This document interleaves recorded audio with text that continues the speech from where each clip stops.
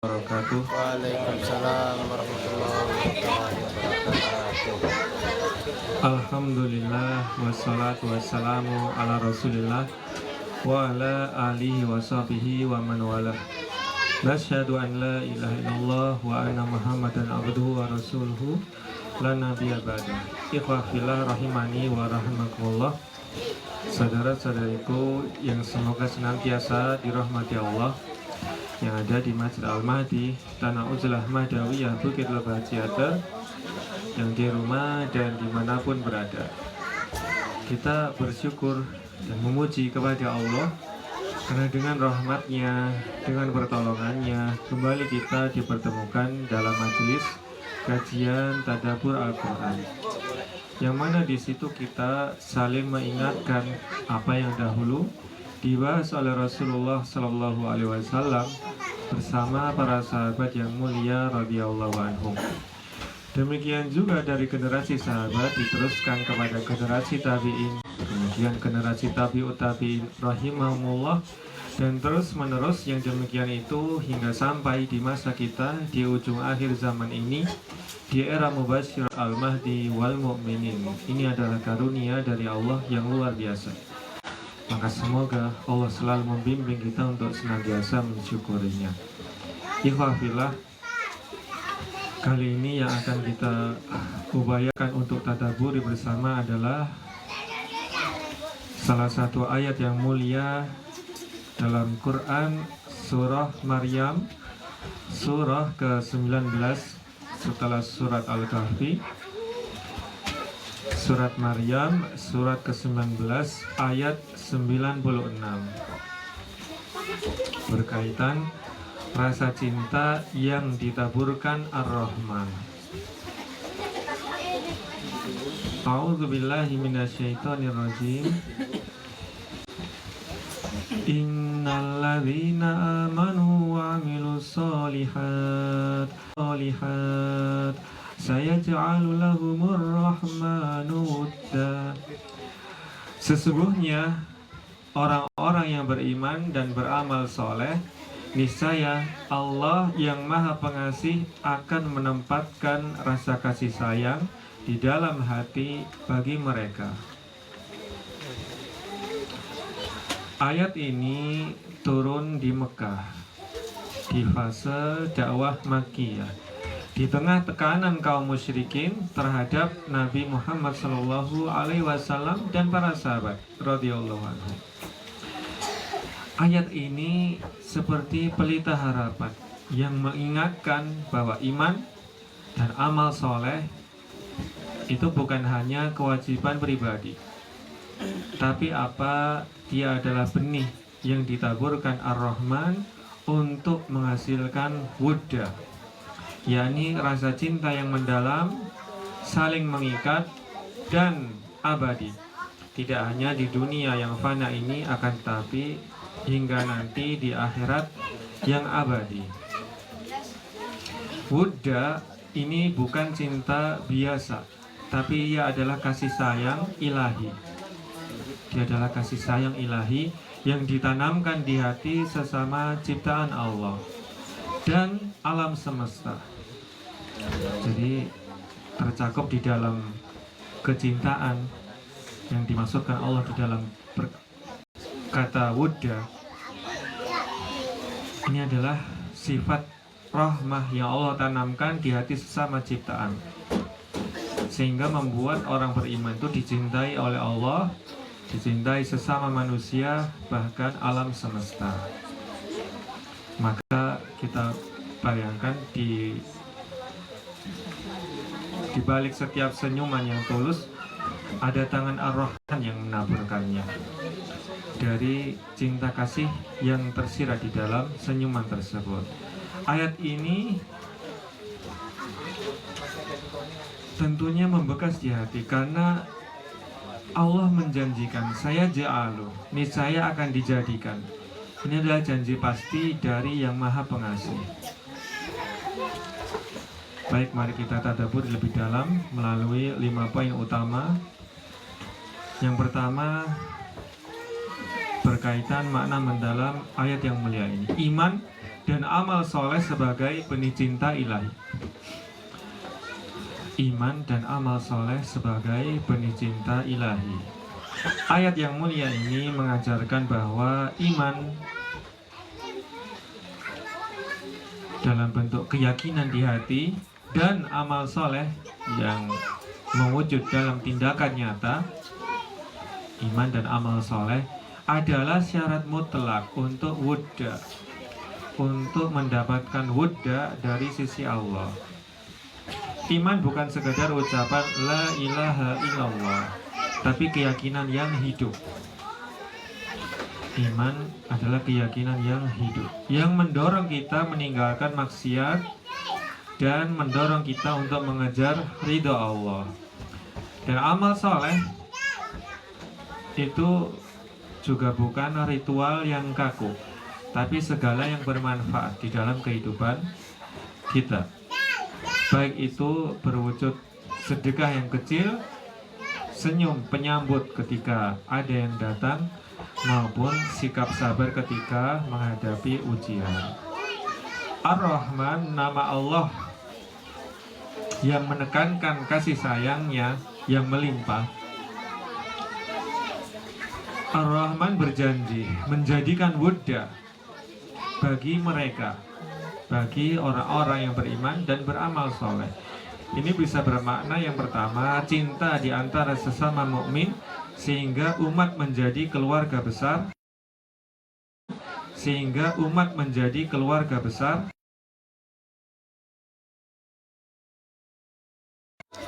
di mana burung berkicau, lembut dan manusia. Bisa juga yang ketiga, cinta terdalam dari sisi Allah itu sendiri yang membuat hati tenang.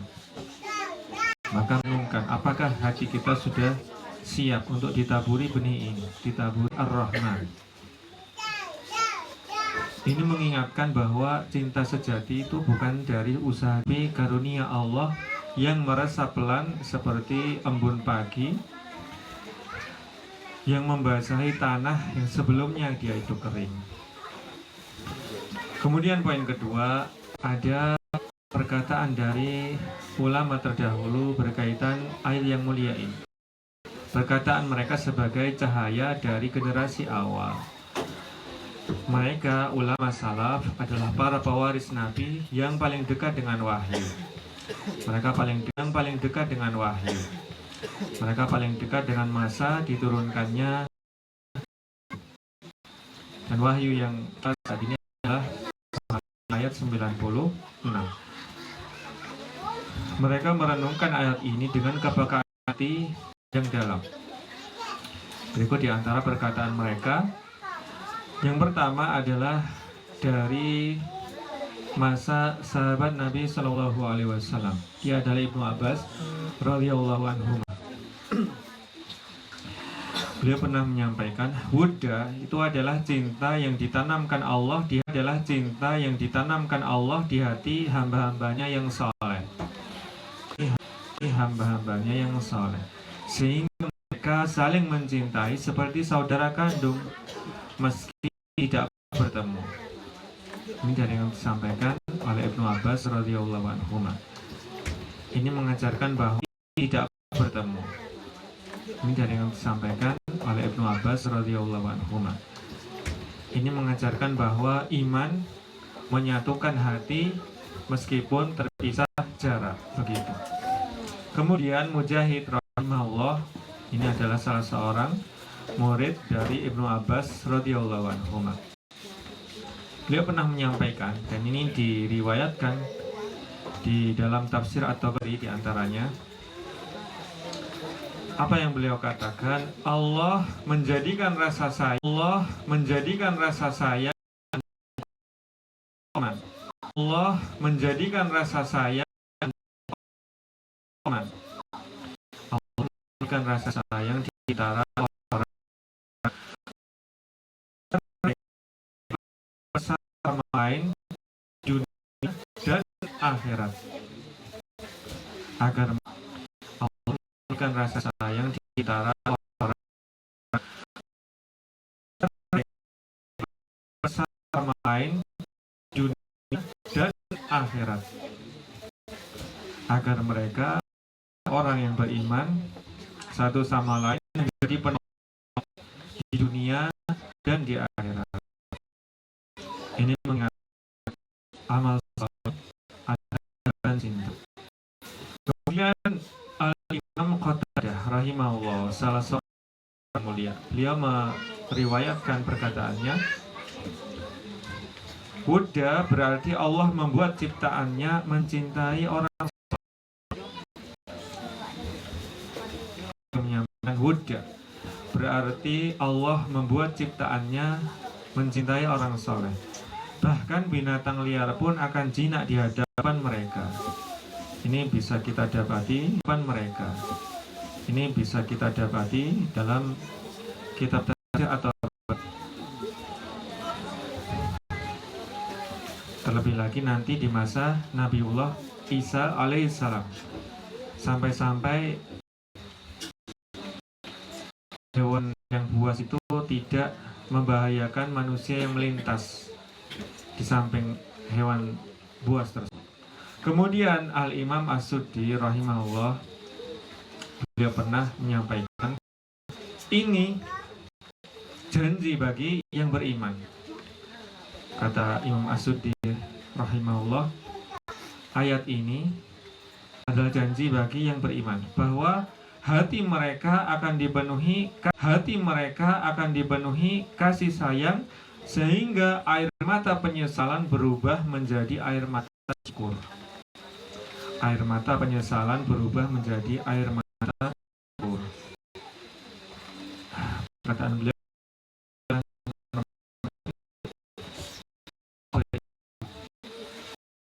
ketika melakukan kesalahan dan dia menyadari kesalahannya, dia menangis, menyesal di hadapan Allah, maka selanjutnya rasa syukur yang Allah tanamkan di dalam hatinya. Kemudian Ikrimah rahimahullah, ini budak mawali Ibnu Abbas radhiyallahu anhu, beliau pernah menyampaikan, Wudda adalah buah iman. Wudda adalah buah iman. Tanpa amal soleh, hati tetap gersang. Tapi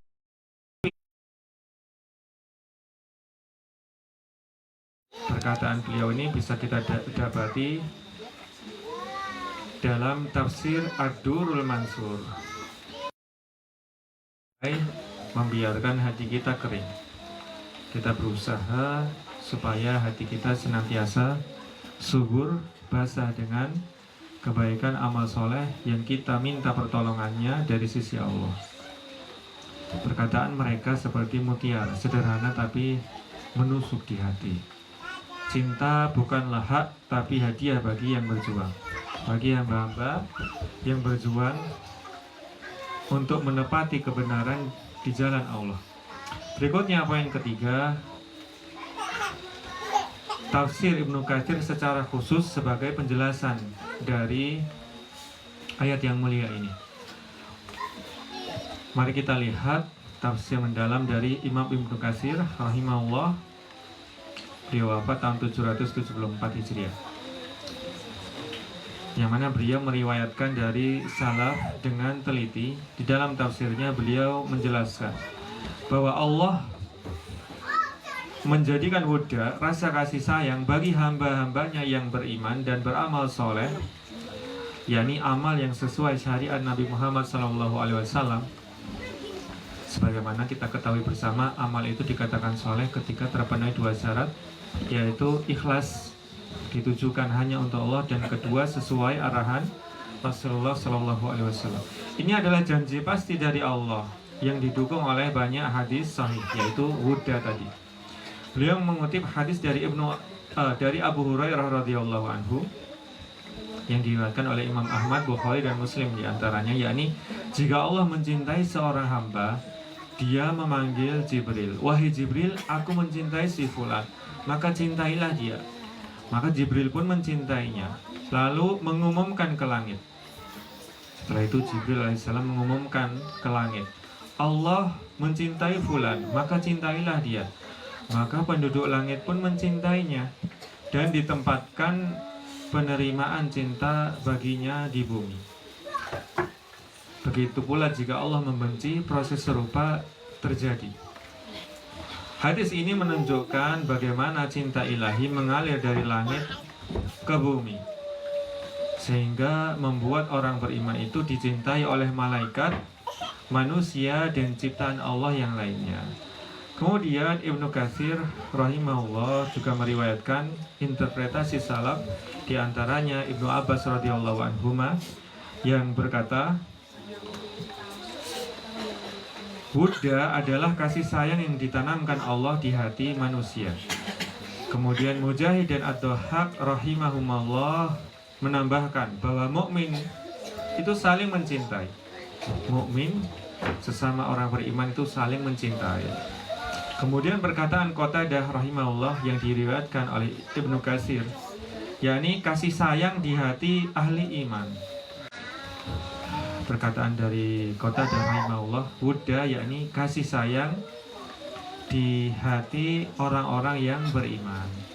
Kemudian Haram bin Hayyan, beliau menyatakan, jika hamba menghadapkan hatinya ke Allah, maka dia buat hamba-hamba beriman menyukainya dan memberi rezeki kasih sayang. Ini konsekuensinya. Beliau juga menyebutkan kisah dari Al-Hasan Al-Basri tentang seorang lelaki yang soleh yang dicintai orang setelah ibadah ikhlasnya. Maka tafsir ini menekankan cinta yang dimaksud di dalam ayat ini bukan sekedar emosi, tapi proses ilahi yang dimulai dari ridha Allah mengalir ke Jibril, langit, dan bumi.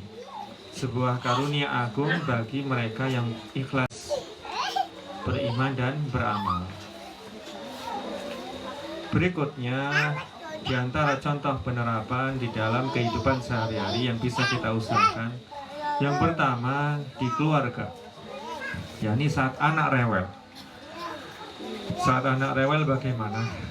Ganti kemarahan dengan pelukan hangat dan mendoakan anak tersebut, sehingga iman menaburkan cinta rumah tangga yang harmonis. Yang kedua, di tempat kerja, termasuk kita yang sedang bermuamalah di sini, yakni membantu rekan yang kesulitan tanpa pamrih, meski deadline menekan. Jadi meskipun ada target tersendiri, tetap membantu sebisanya. Yang ketiga, di media sosial, dengan cara apa? Membalas komentar yang negatif dengan nasihat yang lembut, bukan memblokir. Akan tetapi komentar negatif tersebut dibalas dengan nasihat yang lembut, maka diharapkan Buddha ini akan menarik hati netizen ke jalan yang benar dengan izin Allah. Kemudian yang keempat, di masjid atau di komunitas kita, kita mendatangi saudara yang absen sholat dan kita ajak dengan senyuman. Maka ini adalah benih yang menyatukan umat di akhir zaman. Berikutnya, dalam menghadapi fitnah akhir zaman, saat berita hoaks memprovokasi, maka verifikasi terlebih dahulu. Kemudian, sebarkan berita yang benar dengan cara yang baik. Maka iman akan menciptakan ikatan hati antar warga. Begitu. Kemudian, selanjutnya, contoh yang bisa kita usahakan, yakni dalam usaha kebangkitan dari timur, mengikuti setiap gerakan yang positif dan berusaha berpartisipasi aktif di dalamnya. Saudara-saudariku rahimakumullah, itulah yang bisa kita upayakan bersama dalam tadabbur Al-Quran kali ini. Semoga Allah menaburkan Buddha-Nya di hati kita sebagai hamba-hamba Allah yang berusaha senantiasa beriman dan berusaha beramal soleh di hadapannya semata, agar kita menjadi ahlullah di akhir zaman ini. Semoga Allah menjadikan kita pelopor kebangkitan Islam sejati kembali dari timur dengan cinta yang abadi. Allahumma amin. Jazakumullahu khairan. Terima kasih atas perhatian dan kerendahan hatinya. Mohon maaf atas kekurangan dan kekeliruan yang terjadi. Dan jangan lupa berusaha untuk hadir di seminar Blueprint dan Roadmap Kebangkitan Umat dari Timur yang berbasis Mubasyirat diselenggarakan oleh Majelis Gaza di Gedung Asrama Haji SG1 Pondok Gede, Jakarta Timur, yang insya Allah tanggal 10 Desember ini hari Rabu. Subhanakallahumma wa bihamdika asyhadu an la ilaha illa anta astaghfiruka wa atubu ilaik. Wassalamualaikum warahmatullahi wabarakatuh.